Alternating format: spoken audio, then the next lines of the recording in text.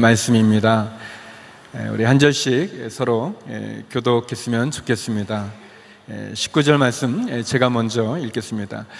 그때 스데반의 일로 일어난 환난으로 말미암아 흩어진 자들이 베니게와 구브로와 안디옥까지 이르러 유대인에게만 말씀을 전하는데, 그 중에 구브로와 구레네 몇 사람이 안디옥에 이르러 헬라인에게도 말하여 주 예수를 전파하니, 주의 손이 그들과 함께 하심에 수많은 사람들이 믿고 주께 돌아오더라.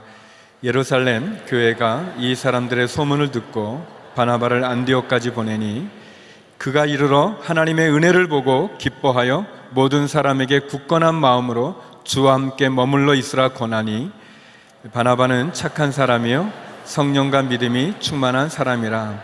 이에 큰 무리가 주께 더하여 지더라.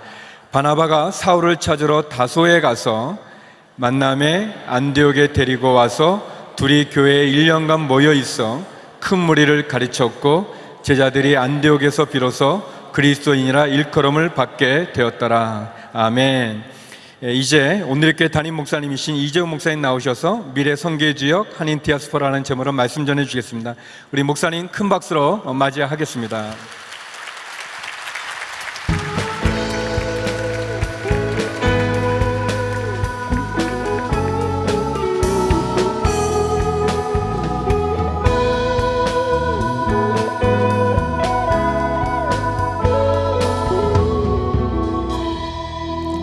할렐루야. 디아스포라를 향한 하나님의 계획을 함께 깨닫고 느끼고 함께 나누는 이 복된 자리에 오신 여러분들을 환영합니다. 영상으로 보신 것처럼 우리 한민족을 흩게 하시도록 허락하신 그 하나님, 우리 민족의 아픈 역사의 순간들이었지만, 우리가 이해할 수 없는 그런 고난의 여정이었지만, 그 고난에 담긴 하나님의 섭리와 또 오묘하신 하나님의 계획이 우리는 있음을 지금 보게 됩니다. 믿음은 언제나 과거를 되돌아볼 땐 우리가 이해할 수 없는 하나님의 신비를 깨닫게 하죠. 그러나 또한 믿음은 미래를 내다볼 때는 우리가 계획하지 못했던 놀라운 일들을 기대하게 하고 또 미래를 향해 도전하게 합니다. 우리가 믿음으로 하나님의 역사를 바라볼 때, 역사는 단지 우리끼리의, 또 우리가 만들어가는 역사가 아니라 하나님의 역사요, 또 하나님이 기록해 가시는 놀라운 히스 스토리, 하나님의 역사라고 우리는 고백할 수가 있습니다. 이 교회의 정체성을 설명하는 두 개의 중요한 단어가 있습니다. 하나는 에클레시아고 또 하나는 디아스포라입니다. 이 에클레시아, 우리가 교회라고 번역된 이 에클레시아는 사실은 이 우리나라 말로 이 교회라고 번역된 것이 다 의미를 다 담지 못한 정말 아쉬운 이 번역이죠. 그래서 마틴 루터도 이 에클레시아라는 단어를 독일어로 번역을 할 때 어떤 단어로 번역할 것인가에 대한 고민을 참 많이 하고 논쟁이 많았다는 거죠. 원문 그대로 직역을 하면 에클레시아는 불러내심을 받은 사람들이다, 그것이죠. 에크라는 것은 from, 무엇으로부터, 또 클레시아라는 건 called, 불러냄을 받았다. 이 세상으로부터 하나님의 나라로 불러냄을 받은 사람들, 그것을 우리말로 이 교회라는 단어로 설명되기에는 다 담지 못한 아쉬움이 참 많습니다. 오늘 교회의 위기는 불러냄을, 내가 부르심을 받았다라는 그런 의식을 잃어버렸기 때문입니다. 우리 모두는 다 내가 교회를 선택했다라는 생각이 가득 차 있습니다. 우리 모두는 불러냄을 받은 사람들이요, 우리를 부르신 분에 의해서 우리가 살아가야 되는 것이죠. 내가 어떤 교회 이름으로 불려지는 그 공동체의 일원이 되는 것은 내가 선택했을지 모르지만, 심지어 그것 자체도 하나님의 부르심이지만, 우리 모두는 다 교회로 부르심을 받은 사람들입니다. 그런데 이 주도권이 바뀌어버렸어요. 선택한 분이 하나님이 하시나 내가 교회를 선택한 것이 돼요. 이 한 가지 이 잘못된 출발이 오늘날 이 시대의 교회론이 잘못되어 버린 것이죠. 교회가 왜 선교를 향하여 쓰임받지 못하는가? 교회가 왜 열방을 향하여 나아가지 못하는가? 그 아주 중요한 이유가 저는 이 에클레시아라는 이 단어 속에 담긴 교회의 정체성을 이해하지 못했기 때문이라고 생각을 합니다. 또 한 가지 중요한 단어가 이 다이아스포라죠. 이것은 흩어진 하나님의 백성들입니다. 하나님께서 에덴 동산에 아담과 하와를 창조하시고 그들을 에덴 동산에 세워두셨을 때 그들을 에덴 동산 안에만 머무는 사람들로 창조하지 않으셨습니다. 그럼 그들에게 창세기 1장에서 하나님께서 어떤 명령을 주셨습니까? 땅에 충만하고 땅에 정복하고 온 세상을 너희는 정복하라. 정복의 명령, 충만의 명령을 주셨어요. 그것은 그들이 에덴 동산 안에 머무는 그런 인생이 아니라 에덴 동산을 넘어서 온 세상, 이 지구 전부를 하나님께서 지배하시는 나라로 변화시켜가는 디아스포라로 명령하신 거죠. 땅을 정복하고 땅에 충만하라는 명령 자체가 디아스포라의 정체성을 가지고 있는 것입니다. 이 두 가지 정체성을 우리가 깨닫지 못할 때 우리는 온 세상에 역사하신 하나님의 섭리와 계획을 볼 수가 없게 되는 거죠. 하나님이 아브라함을 부르셨을 때도 하나님은 동일한 명령을 주셨습니다. 내가 너로 창대케 하여 너로 큰 민족을 이루게 하고 너로 복의 근원이 되게 하리라. 땅의 모든 족속이 너를 인하여 복을 얻게 하실 것이다. 하나님의 계획은 언제나 온 세상이요, 모든 민족이요, 모든 열방을 향하여 가지고 계십니다. 그래서 근본적으로 하나님께 부르심을 받은 백성들이 온 세상을 향하여 나아가는, 그리고 온 땅을 향하여 정복해 나가는 그런 미션 스피릿이 없는 사람들은 부르심을 받지 못한 거예요. 확인하지 못한 거예요. 그것을 깨닫지 못한 거죠. 진정 하나님의 불러냄을 받은 사람들이라면 반드시 이런 디아스포라를 통해서 역사하시는 하나님의 계획을 깨닫게 됩니다. 그러나 부르심을 받은 사람들도 때로는 이 부르심을 받았다는 것 자체에 만족하고 거기에 머물러 있을 때가 얼마나 많은지 모릅니다. 사도행전의 역사를 보면 하나님의 부르심을 받아 성령 받은 제자들이, 예루살렘의 큰 놀라운 영적 체험을 한 제자들이 예수님께서 주신 지상 명령에 온전히 순종하지 못하는 모습을 우리는 볼 수가 있습니다. 예수님께서 사도행전 1장 8절에 어떤 명령을 주셨습니까? 오직 성령이 너희에게 임하시면 너희가 권능을 받고 너희가 예루살렘과 온 유대와 사마리아와 땅끝까지 이르러 내 증인이 되리라. 이 땅끝을 향하여 나아가는 명령을 주셨지 않습니까? 그런데 사도행전 2장과 4장에 나타난 그 예루살렘 교회 성도들을 보면 그들이 얼마나 뜨겁게 사랑했습니까?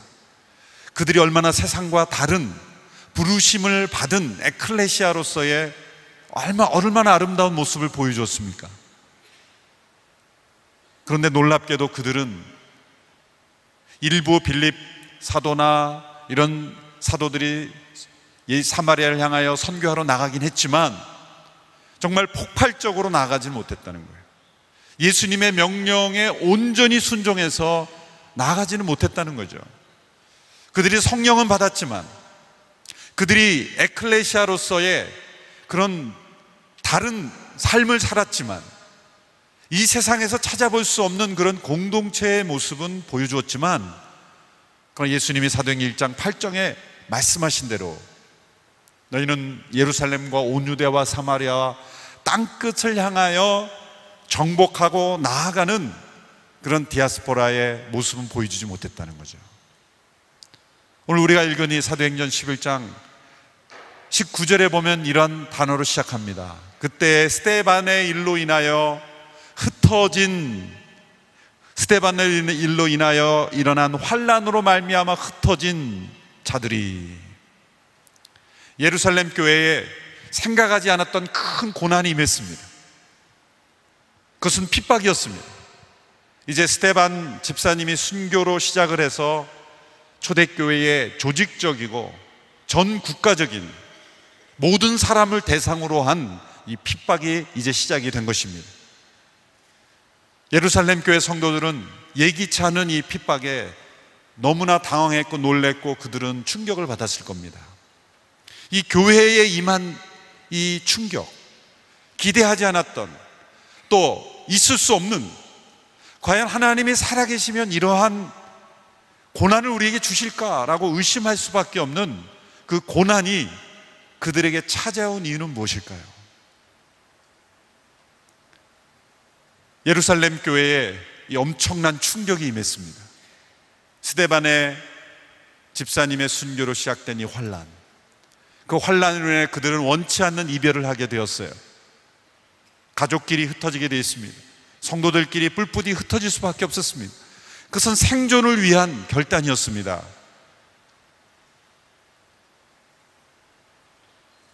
우리는 그 시점에 그 성도들이 왜 우리가 흩어져야 되는가 라는 이유를 그 시점의 성도들은 다 설명할 수 없었을 겁니다. 그러나 사도행전의 역사를 우리에게 기록으로 남겨주신 성경을 통해서 우리는 그 이유를 해석할 수 있게 되었죠. 왜 그들은 흩어져야만 했습니까? 왜 그들에게 고난이 주어져야만 했습니까? 원치 않는 고난, 그 아름다운 예루살렘 교회, 정말 모두의 마음속에 자기의 재산을 자기 것으로 여기지 아니하고 필요를 따라 나누어 주었던 아름다운 공동체, 이 지상에서 전혀 생각하지 못했던 그 아름다운 그 사랑과 성령의 공동체가 핍박으로 인해서 뿔뿔이 흩어지게 되었다는 것. 왜 하나님은 그 아름다운 예루살렘 교회를 그렇게 핍박을 허락하셨는가? 예루살렘 교회 성도들은 이해할 수가 없습니다. 왜 우리 한민족이 멕시코로, 저 중앙아시아로, 세계 방방곡곡에 그렇게 흩어져야만 했던 것일까? 이해할 수 없는 고난이었습니다. 그러나 믿음의 눈으로 과거를 내다볼 때 우리가 그 시점에는 이해할 수 없었던 하나님의 놀라운 신비로운 계획을 우리는 볼 수가 있게 되는 것이죠. 성경에 나타난 하나님은 흩으시는 하나님이십니다. 우리를 괴롭히시는 하나님은 안 하십니다. 그 하나님의 본심은 아니십니다. 그러나 우리가 하나님의 계획대로, 하나님의 목적대로 살아가지 않을 때 하나님은 하나님의 백성들을 흩으십니다. 예루살렘 교회 성도들이 그들이 모여서 정말 아름다운 공동체를 이루었을 때 그들은 어쩌면 점점 사도행전 1장 8절의 예수님의 말씀을 잊어버리고 있었는지도 모릅니다. 예루살렘을 넘어 온 유대를 넘어 사마리아를 넘어 땅끝을 향하여 나아가고 흩어지고 온 세상에 하나님의 나라가 임하도록 미션 스피릿을 가지고 나가야 하는데 너무나 아름다운 예루살렘 공동체, 그 공동체 속에서 그들은 사랑을 나누며 아름다운 교제 속에서 그 명령을 잃어버리고 있었는지도 모릅니다. 그런데 이 핍박이 그들을 어떻게 변화시켰는지를 보십시오. 그들은 흩어지게 되었습니다. 그건 원치 않는 흩어짐입니다. 원치 않는 이별입니다. 그런데 하나님은 이 핍박을 통한 흩어짐을 통해서 사도행전의 역사를 계속해서 써가고 계셨다는 거죠. 여러분, 오늘날 이 시대의 교회의 참된 목표는 단지 모이는 데 있지 않습니다. 에클레시아로 존재하는 데 있지 않습니다. 디아스포라로 온 열방을 향하여 흩어지는 것, 싸워서 흩어지는 것이 아니라 성령 충만한 제자로 온 세상을 향하여 흩어지는 것, 여기에 하나님의 뜻이 담겨 있습니다.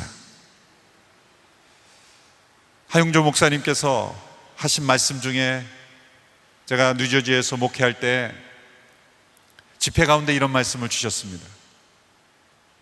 교회의 능력은 얼마나 많은 사람이 앉을 수 있느냐는 시팅 캐퍼시티가 아니라 얼마나 많은 사람을 보낼 수 있느냐는 샌딩 캐퍼시티다. 얼마나 많은 수가 앉을 수 있는 예배당이 교회의 능력이 아니라 얼마나 많은 성도들을 선교 현장의 열방으로 파송할 수 있느냐, 이 샌딩 캐퍼시티, 보낼 수 있는 능력, 그것이 진정한 교회의 능력이다. 저는 그 말에 100% 동의하고 성경적인 시각이라고 생각합니다. 오늘날 교회를 평가하는 여러 가지 기준이 있죠. 교회를 평가하는 기준 ABC, 전통적인 교회를 평가하는 기준 ABC가 있는데, 이 A, 첫 번째 뭐냐면 어텐던스, 얼마나 많은 성도들이 참여하는 교회인가, 얼마나 많은 숫자가 모이는가요. 시팅 캐퍼시티가 얼마냐, 그거죠.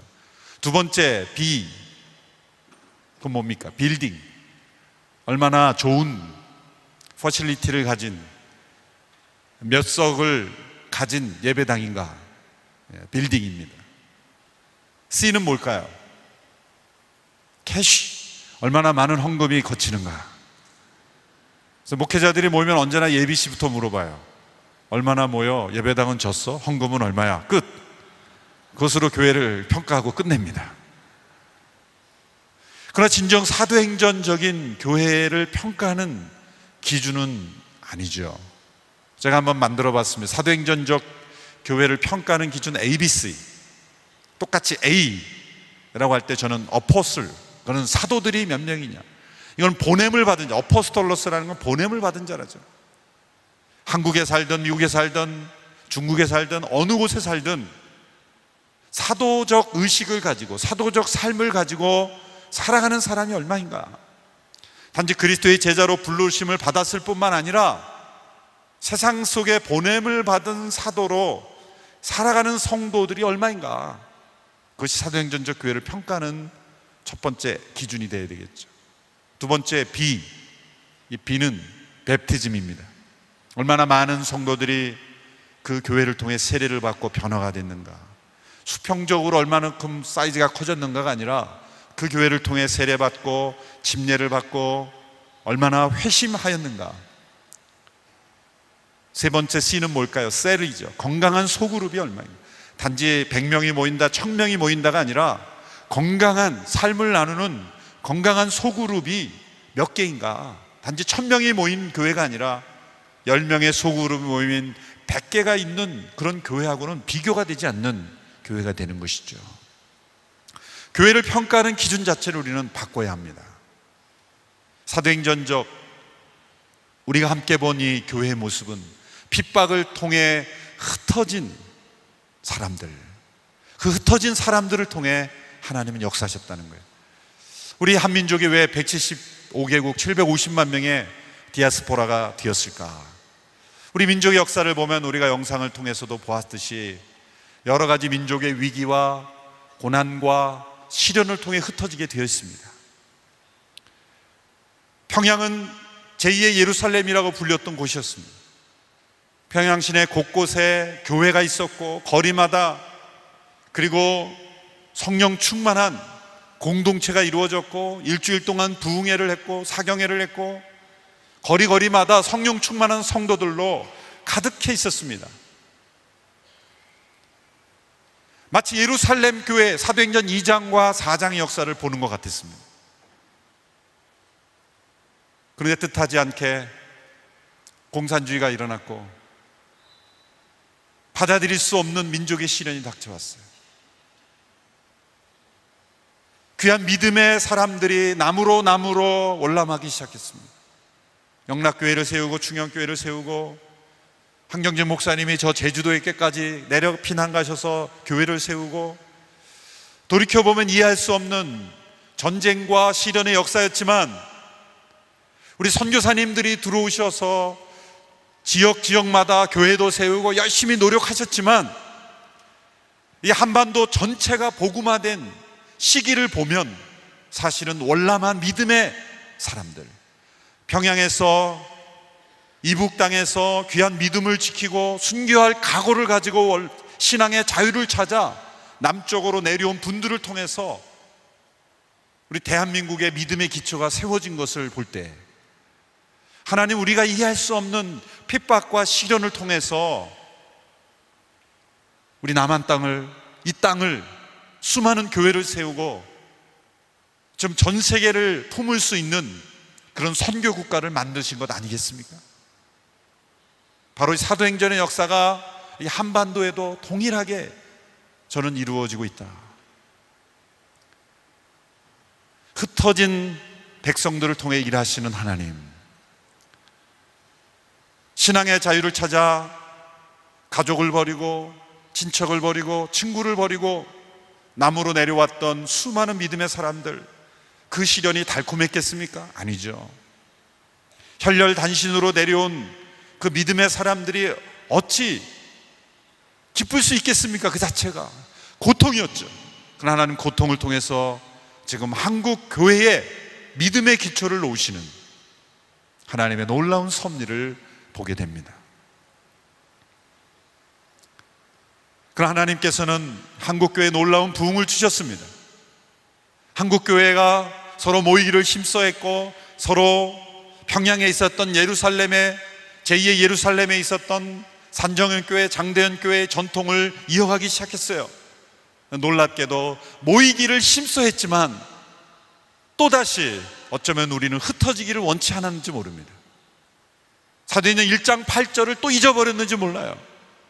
예루살렘과 온 유대와 사마리아 땅끝까지 내 증인이라 되신 말씀처럼 너희는 이 한국 땅을 넘어서 일본과 중국과 아시아와 유럽과 온 열방을 향하여 내 증인이 되리라 하시는 명령을 또 잊어버렸을 때, 어쩌면 이곳에 이민자로 살아가게 되신 여러분들은 하나님의 섭리의 주역이 되셔서 원치 않는, 때로는 원하는 여러 가지 이유를 통해 한인 디아스포라로 하나님께서 여러분의 삶을 인도하셨다고 생각해요.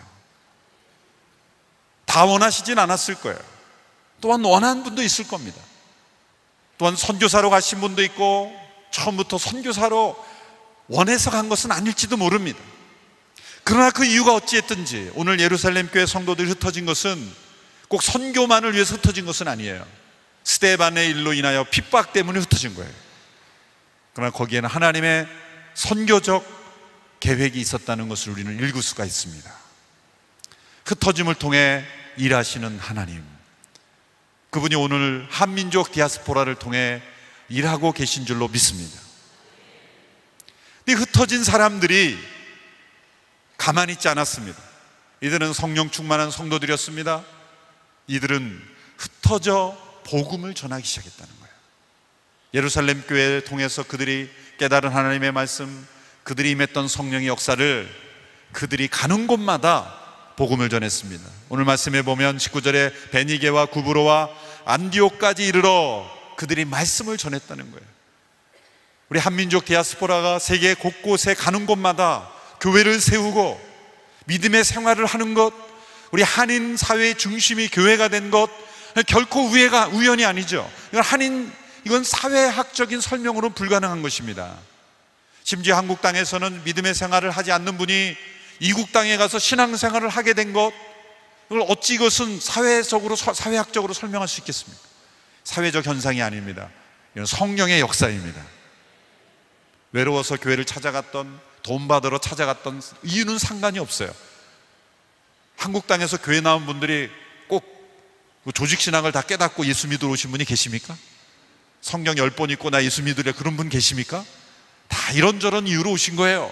젊었을 때는 혹 좀 데이트나 해볼까 온 사람도 있고, 짝을 찾아볼까 이런 생각도 있고, 뭐 어쩔 수 없이 나간 사람도 있고, 높은 사람이 가자니까 간 사람도 있고, 여러 가지 이유로 병들어서 병이 나와볼까 그런 마음으로 찾아온 사람도 있고, 그 이유가 어찌하든지 하나님은 여러 가지 모습을 통해 우리를 부르신다는 거예요. 그런데 그 부르시는 하나님을 통해 우리는 예수 그리스도를 통해 하나님의 나라의 백성이 되었다는 거예요. 흩어진 이 유대 예루살렘 교회 성도들이 말씀을 전하기 시작했다는 거예요. 신비로운 일이죠.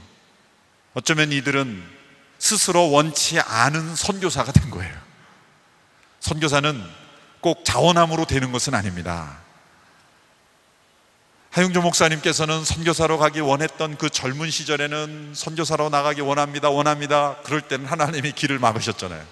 선교 훈련까지 다 받아놓으셨는데도 건강 때문에 불합격 판정을 받으셨잖아요. 그런데 돌아가시기 몇 년 전에 일본에 사실 건강을 치료받기 위해서 가셨지만 하나님의 섭리를 하 목사님은 뭐라고 깨달으셨냐면, 하나님이 나를 일본에 선교사로 보내셨구나. 그래서 선교사 비자로 그 땅에 체류하시게 됐어요. 선교사 비자로 일본 땅에 체류하셨어요. 그리고 건강관리보다도 일본의 러브 소나타를 통해 일본 목회자를 깨우고 교회를 섬기는 일에, CGN TV를 통해 섬기는 일에 마지막 최선을 다하셨죠. 때론 러브 소나타를 하려면 투석을 받으시고 바로 출발해서 그 도시에서 러브 소나타를 마치고 다시 돌아오면 어떨 때는 그 시차가 안 맞아서 트래픽이 걸리면 투석을 받는데 시간이 더 지연되며 굉장히 큰 어려움을 겪으실 때도 있었어요. 보통 사람이 여행하면서 하는 그런 행사가 아니었어요. 한 도시에서 다른 도시를 여행하려면 이거 목숨을 건 헌신이었어요. 지금도 그래서 일본 목회자님들은 하 목사님의 이름만 들어도 눈물을 흘리시려고 그래요. 일본 선교를 위해서 생명을 아끼지 않았다는 거예요. 어떤 분들은 자기가 원하는 때에 선교사로 나갈 수 있기도 하지만, 어떤 분은 원치 않는 모습으로, 원치 않는 시기에, 기대하지 않았던 타이밍에 하나님이 선교로 부르시기도 하는 거죠. 많은 분들이 유학 갔다가, 직업으로 주재원을 갔다가, 여러 가지 모습으로 자녀 교육 때문에 갔다가, 그 이유가 어찌하든지 간에 하나님이 이 고국 땅을 떠나 열방에 거하시게 한 것 자체가 하나님께서는 선교의 계획으로 하나님이 부르셨다라는 것을 우리는 이 말씀을 통해서 깨달을 수가 있습니다. 자, 이들이 흩어져 말씀을 전했습니다. 그런데 이들의 모습 속에 어떤 한계가 나타나기 시작합니다. 19절의 말씀을 보면 이들이 베니게와 구브로와 안디옥까지 이르러 말씀을 전하는데 유대인에게만 말씀을 전했다. 유대인에게만 말씀을 전했다. 여기에 어떤 한계가 나타나죠. 유대인에게만. 왜 그들이 유대인에게만 말씀을 전했을까요? 1차적으로는 언어적 한계였기 때문이죠. 문화적인 한계였기 때문이죠. 어쩌면 더 심하게 좀 말하자면 그들의 눈에는 유대인만 사람으로 보였을지도 몰라요. 우리 한인들이 전 세계에 흩어져 있는데 우리 한인들의 단점을 보면 어쩌면 유대인들이랑 좀 비슷한지 몰라요. 우리 한국 분들도 전 세계에 흩어져 있는데 한국 사람만 사람으로 보시지는 않겠죠? 복음을 전하는데 한인들에게만 복음을 전하고 있지는 않나요? 유대인들처럼. 뉴저지에서 목회할 때 단기 선교를 많이 갔죠. 여름만 되면 뭐 베네수엘라, 볼리비아, 페루, 저 아프리카, 많이 중국 단기 선교를 많이 보내요. 그래서 베네수엘라로 이 단기 선교를 열심히 팀을 해서 언어도 배우고 열심히 해서 하고 가는데 놀라운 사실 하나 발견했는데 우리 교회 성도님 한 분이 그런 얘기 하는 거예요. 목사님, 우리가 지금 베네수엘라 단기 선교를 준비하고 지금 가고 있는데 우리 옆집에 베네수엘라 사람이 있더라는 거예요. 근데 그 사람은 한 번도 초청해서 복음 전한 일이 없고 한 번도 알지 못하는 저 베네수엘라까지 가서 그 비싼 돈 들여서 가는데 옆집에 사는 다른 나라 사람에게는 한 번도 복음을 전하지 않고 있는 모순을 발견했다는 거예요. 어느 장로님이 저에게 심각하게 얘기하는 거예요. 그분은 영어도 잘하고 그 자녀들도 영어도 잘해서 얼마든지 그 베네수엘라 사람을 집에 초청해서 복음도 전할 수 있는데 그 옆에 집 사람에게 한 번도 노크한 적이 없이 저 베네수엘라만 향해 가고 있다는 거예요. 물론 거기 가는 게 잘못됐다는 게 아니에요. 가야죠. 단기 선교도 가고 장기 선교사도 가야 됩니다. 그런데 수많은 나라 사람들이, 다인종들이 모인 그 사회에 살고 있으면서도 한국 사람만 복음을 전했다는 거예요. 우리 한인만 사람으로 보였다는 거예요. 한인들만 전도 대상자로 보였다는 거예요. 저는 미주에서 목회할 때 그런 단어를 종종 쓰긴 했습니다. 미주에 있는, 저 전 세계에 있는 한인교회의 사명은 한인이라는 타이틀을 떼는 것이다. 무슨 말인지 잘 이해가 못하십니까? 우리 한인교회의 사명은 그 교회 앞에 있는 한인이라는 이름을 떼는 것이다. 5분만 아멘 하셨습니다.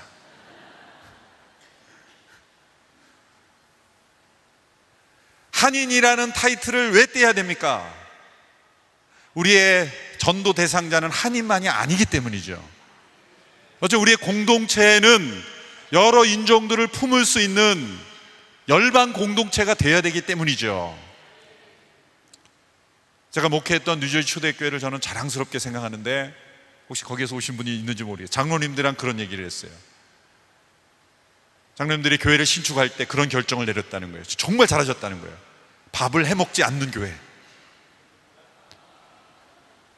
놀라시죠? 우리 이민사회에서 밥을 교회에서 안 해먹는다는 거예요. 이거는 교회 출석률의 저하를 가져오는 치명적인 일이 될 수 있어요. 교회 내에 김치 냄새를 풍기지 않도록 하기 위해서 밥 해먹지 말자. 왜? 그 목표가 뭐예요? 밥 안 먹어도 되는 배부른 사람들이기 때문이 아니라 외국인들이 올 수 있는 교회가 되려면 우리끼리 열심히 밥 해먹고, 그래서 부엌을 일부러 작게 만들고 솥도 안 만들고 밥 안 먹는 구조로 만든 거예요. 그래서 간단하게 빵 하나 커피 한잔 하고 끝내자. 여성 성도들이 환호를 지르면서 좋아하시더라고요. 근데 그거보다 더 중요한 건 여성표를 의식해서가 아니라 그 목표가 중요한 거예요. 우리끼리 열심히 밥 해먹고 김치 먹고 좋죠. 고향의 향취를 느껴서 좋죠. 그런데 어쩌면 우리끼리 익숙한 냄새 속에 외국인들이 들어올 수 있는 문화는 안 될 수도 있다는 거죠. 주중에 커뮤니티의 여러 민족들을 위해서 장소를 제공해 소방서, 교사, 교육 너무 좋아하는 거예요. 제일 좋은 건물이라는 거예요. 화장실도 깨끗해서 여기서 막 자고 싶다는 거예요, 사람들이.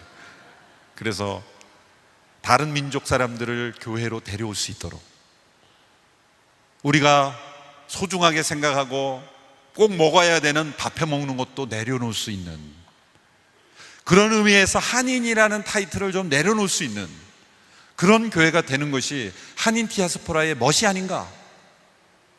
2000년도인가요? 크리스티애니티 투데이의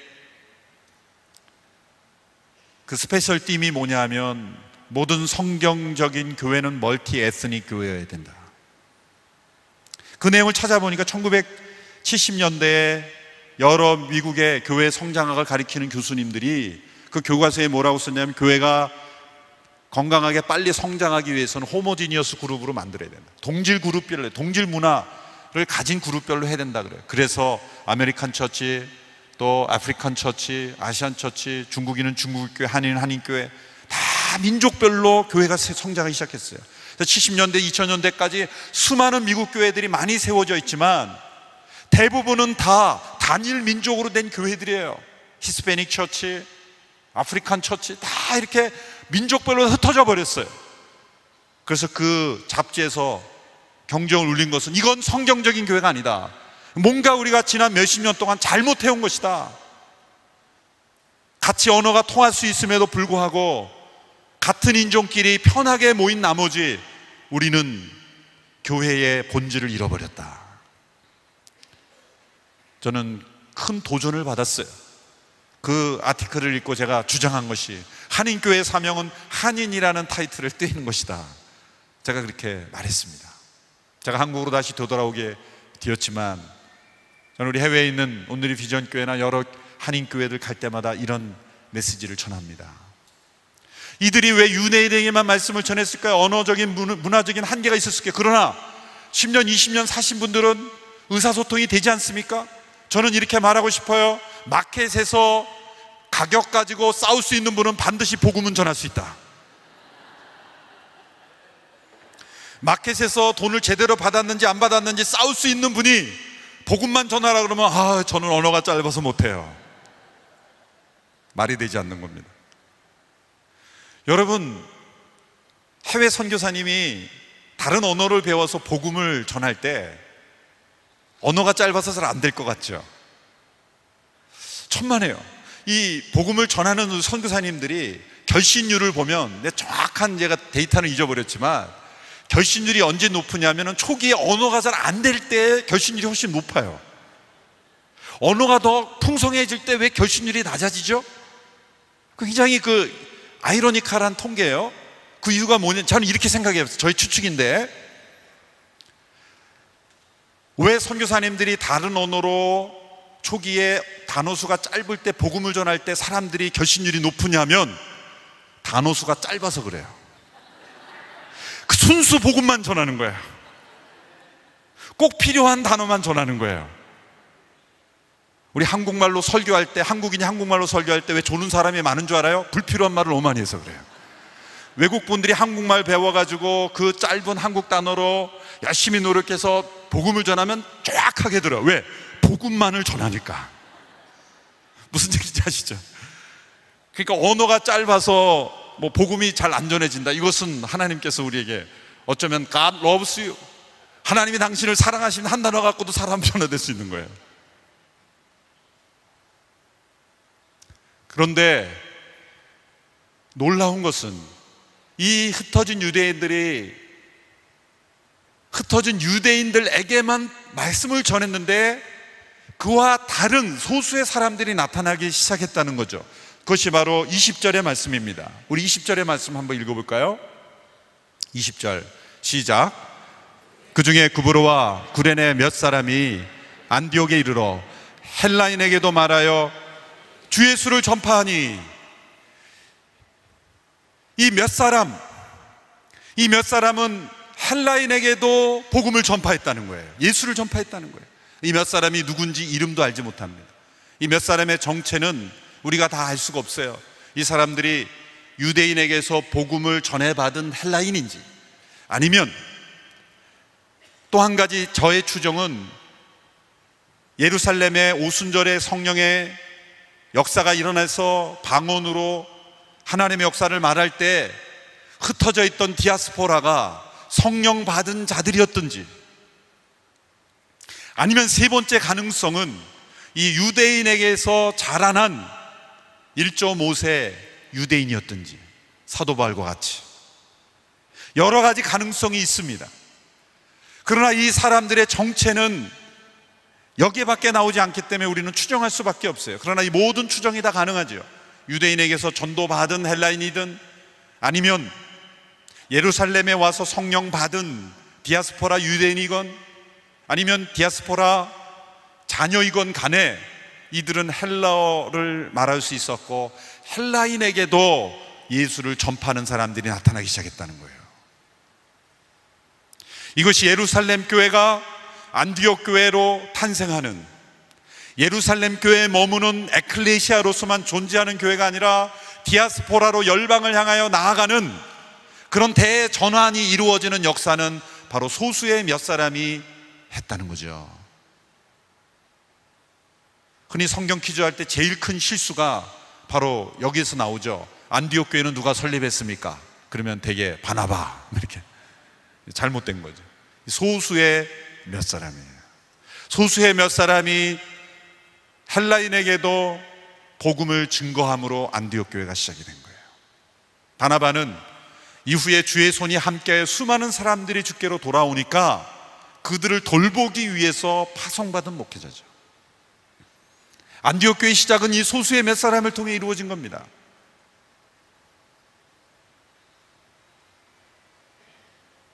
이 사람들이 만일 예루살렘에 성령이 임했을 때 유대 디아스포라로 왔다가 복음을 듣고 변화된 사람이라면 그것은 우리가 하는 선교보다 하나님께서 먼저 앞서 선교하고 계시다는 것을 보여주는 거죠. 우리가 복음을 전하러 어떤 지역에 가지 않습니까? 이미 하나님께서는 이미 앞서 가셔서 그 땅에 놀라운 역사를 이루고 계세요. 여러분, 선교에 있어서 우리의 교만을 내려놓아야 합니다. 우리가 계획을 세우고 여기를 복음화시켜야 된다고 해서 복음화되는 게 아니에요. 하나님의 역사가 그 땅에 먼저 임해야 돼요. 우리보다 먼저 앞서가시는 하나님이에요. 최고의 선교 전략은 하나님이 앞서가시는 걸 뒤따라가는 거예요. 하나님이 문을 여시는 곳에 들어가는 거예요. 하나님이 일으키시는 땅에서 함께 협력하는 거죠. 또 한 가지, 이 소수의 몇 사람이 흩어진 디아스포라의 자녀들일 가능성도 있죠. 저는 미주에 살면서 우리 한인 2세들, 한인 1.5세 2세들을 향해서 하나님이 얼마나 놀라운 계획을 가지고 있는지 보고 놀랐습니다. 이건 단지 해외에 나가서 우리 한인 2세들이 잘 된다가 아니에요. 이 땅에서 좋은 위치에서 잘 살게 되었다, 그것도 있지만 그것을 넘어서서 하나님께서 1.5세 2세들을 통해서 얼마나 놀라운 일을 행하신가. 우리 한민족의 약점은 본인 세대의 모든 걸 다 이루려고 하는 거예요. 하나님은 적어도 3세, 4세, 5세, 6세 한 세대를 거쳐서 일하시는 하나님이에요. 하나님이 아브라함에게 땅의 모든 족속을 품는 창대한 민족을 약속하셨잖아요. 그런데 아브라함이 본 거는 이삭 한 사람뿐이에요.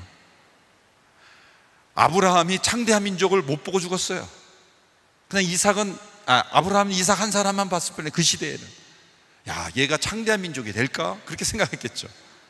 그러나 하나님은 아브라함, 이삭, 야곱, 요셉 4대에 걸쳐서 역사하시는 가운데 애굽이 두려워할 만큼 큰 민족을 이루셨잖아요. 우리 한민족이 이제 1세대, 2세대, 3세대, 4세대가 나오는 지역이 됐죠.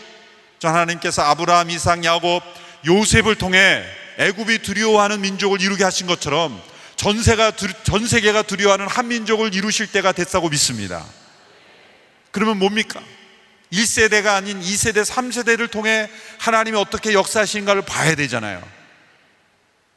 이곳에 있는 많은 1세대가 외국에 가서 많은 고생을 하며 이민자로 사셨죠. 거기를 향한 하나님의 계획은 뭡니까? 어쩌면 그 곳에서 서바이벌 하는 것 자체가 하나님의 계획을 다 이룬 건지도 몰라요. 어쩌면 내가 이 고생을 했는데 난 무슨 의미가 있는가? 그러나 그 다음 세대를 통해 보십시오. 여러분의 자녀들은 헬라어를 말할 수 있는 사람들이에요. 어느 곳에 있든지 그 나라 언어 문화를 말할 수 있는 사람들입니다. 그러면 하나님은 이 시대에 한인 디아스포라를 통해 제2의 바울을 키우고 계시다는 거예요. 김바울, 이바울, 백바울, 최바울, 박바울, 수많은 바울들을 하나님이 키우고 계시는 거예요. 그러면 한인 교회의 첫 번째 사명은 한인이란 타이틀을 떼는 것이고, 두 번째 사명은 이 자라나는 바울들을 잘 격려하고 세워주는 거예요. 우리의 문화 속에, 과거의 한국의 문화 속에 그들을 집어넣으려고 하는 것이 아니라 그들을 향한 하나님의 계획을 펼쳐줄 수 있도록 디딤돌이 되어 주는 것이요. 그래서 이 소수의 몇 사람이 헬라인에게도 주 예수를 전파하여, 여기서부터 놀라운 사도행전 1장 8절의 역사가 시작이 되는 거예요. 예루살렘을 넘어 온유대로 사마리아와 땅끝을 향하여 민족과 언어를, 문화를 뛰어넘어 예수를 전할 수 있는 사람들, 이것이 바로 한국 땅에 있는 교회가 할 수 없는 일들을 흩어진 여러분들이 처한 곳에서 할 수 있는 교회가 아닙니까? 우리 한국 땅에 있는 교회들보다 여러분들이 처한 교회가 바로 디아스포라를 통해 일하시는 이 선교의 사명을 너무나 잘 감당할 수 있는 곳에 여러분들은 처해 있는 것입니다. 여러분들이 이미 선교사 자격증을 다 짜신 거예요. 그 땅에서 서바이벌 한 것 자체가, 그 땅에서 교회로서 함께 모여있는 것 자체가 엄청난 선교 훈련을 다 마치고 계신 거예요. 거기에 뭐만 함께 하면 됩니까? 오늘 본문의 21절에 주의 손이 그들과 함께 하시며 많은 사람들이 믿고 주께 돌아오더라. 주님의 손만 임재하시면 여러분들은 다 그곳에서 선교사로 살아가시는 거예요. 주님의 손이 함께 하시며, 선교의 비결은 우리의 언어 문화의 능력이 아니라 주님의 손이 얼마나 함께 하시는가, 이것에 달려있다고 믿습니다. 그래서 안디옥 교회가 시작이 됐어요. 수많은 사람들이 돌아오자 사도 바울은 그들을 격려하고 믿음을 세워주기 위해서 바나바를 파송했죠. 그리고 그 안디옥 교회는 이방 땅에 있었지만 사람들이 그들을 보며 뭐라고 말했습니까? 저 사람들은 그리스도인들이다. 오늘날 우리는 우리 자신을 소개할 때 나는 예수 믿는 그리스도인이라고 소개하죠? 아니죠. 그리스도인이라는 명칭은 세상 사람들이 예수 믿는 사람들을 보고 불러야 하는 것입니다. 당신을 보니 꼭 예수님을 보는 것 같습니다. 우리 스스로가 내미는 명함이 아니라 세상 사람들이 우리를 보고 불러주는 명칭이 되어야 한다는 것입니다. 그저 우리는 부름받은 사람들이요, 흩어져 복음을 전해야 될 사람들입니다. 우리는 에클레시아요, 또한 디아스포라일 뿐이에요. 그런데 참된 에클레시아로, 참된 디아스포라로 살아갈 때 사람들은 여러분이 어느 나라 어느 민족에 있든지 사람들은 우리들을 보고 이렇게 말할 겁니다. 당신은 그리스도인입니다. 그것이 참된 선교사로서 쓰임받는 거예요. 참된 선교사는 위대한 프로젝트를 이룬 게 아닙니다. 그들이 사는 그곳에서 그리스도인이라 불림을 받는 것, 그리스도나 불림을 받을 때 거기에는 반드시 주의 손이 함께 하시는 역사가 있고, 그곳에는 수많은 사람들이 주께로 돌아오는 하나님의 나라의 확장이 일어나게 되는 것이죠. 이제 이 한 주간을 통해서 한민족 디아스포라를 향한 하나님의 계획을 우리는 깨닫게 될 겁니다. 귀한 분들의 강의를 통해, 간증을 통해, 나눔을 통해 이 사도행전의 역사가 우리 한민족을 통해 어떻게 쓰여지고 있는가를 우리는 깨닫게 될 것입니다. 그것을 깨달을 때마다 순종하며 또 감동하며 헌신하며 나아가는 귀한 하나님의 백성들 다 될 수 있게 되기를 주님의 이름으로 축원합니다. 기도하겠습니다. 하나님 아버지, 이 시대 우리 한민족의 복음을 허락하시고 한국교회를 세워주시고 한민족 디아스포라를 향하여 하나님이 놀라운 계획을 이루고 가신 줄 믿습니다. 예루살렘 교회를 넘어 안디옥 교회를 세우시고 열방을 향한 디아스포라로 불러주신 것을 감사합니다. 한민족을 향한 하나님의 계획을 더듬어 깨닫고 음성을 듣고 순종하며 나가는 이 집회를 허락하심을 감사하며 이 집회를 통해 하나님의 영광이 나타나게 하여 주시옵시고, 우리 모두를 부르신 하나님의 부르심 앞에 순종하며 나아가는 복된 시간이 될 수 있도록 역사하여 주시옵소서. 예수님의 이름으로 기도하옵나이다. 아멘.